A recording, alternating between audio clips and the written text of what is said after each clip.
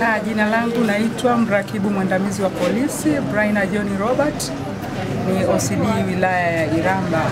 Kwa siku ya leo tuko wilaya ya Mkalama, tumefika katika hospitali ya wilaya ya Mkalama kama mtandao wa polisi wanawake, lakini dawati la jinsia na watoto. Tumefika hapa kwa ajili ya kutoa zawadi zetu, lakini pia kuwaona wagonjwa, lakini pia kuonyesha nguvu zetu, kufanya shughuli za usafi kama sehemu ya jamii. Jeshi la Polisi Tanzania, dawati la jinsia na watoto ni sehemu tu ndani ya Jeshi la Polisi, hivyo kama vilivyo vitengo vingine, basi tumefika mahali hapa katika siku 16 za kupinga ukatili wa kijinsia. Katika maadhimisho haya ndani ya siku 16 tumekuwa na shughuli mbalimbali tukizifanya. Tumeweza kutoa elimu katika redio, lakini tumeweza kufika mashuleni na vioni.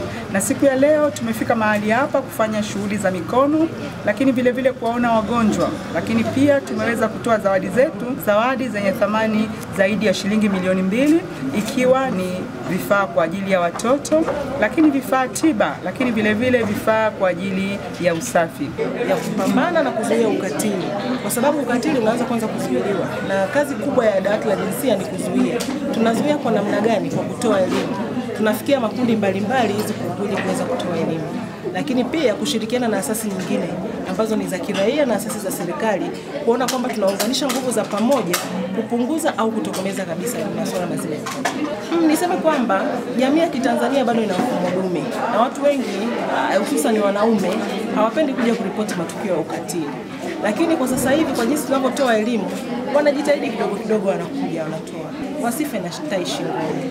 Dawati la jinsia lipo kwa ajili ya kumhudumia mwanamke na mwanaume. Mimi niseme shukrani za dhati kwa niaba ya mganga mfawidhi. Nishukuru Jeshi la Polisi kwa kuweza kututembelea na kufika na kutoa zawadi mbalimbali ambazo zimetolewa kwa wateja wetu na wagonjwa wetu kwa ujumla.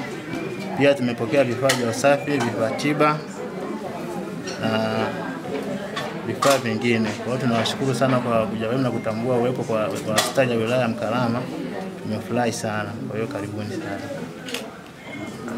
Barikiwa. Tunasema Michael ni afisa ustawi hospitali ya wilaya ya Mkalama. Tunashukuru kwa ujio wenu kwa siku hizi 16 za kupinga ukatili. Na sisi Mkalama tunapambana na masuala ya kuzuia kupambana na rushwa na ukatili. Tunashukuru kwa uwepo wenu na ujio wenu. Kwa Mkalama tunapambana kwa sababu jamii masuala haya yapo na yanaendelea. Lakini kwa sisi kwa bado tunapokea kesi nyingi za ukatili wa watoto, wa baba pamoja na vijana. Lakini tunapambana nazo kwa pamoja. Lakini tunapambana kwa nguvu zetu zote ili tuweze kuwa pamoja, kwa sababu changamoto zingine zinatokea ni masuala tu ya matatizo ambayo yanatokea kwenye jamii, na tuweze tukayakwepa. Kwa hiyo bado tunapambana kwa namna yote ili tuweze kuweka jamii sawa, tuweze kuelimisha jamii kuhusu masuala ya ukatili.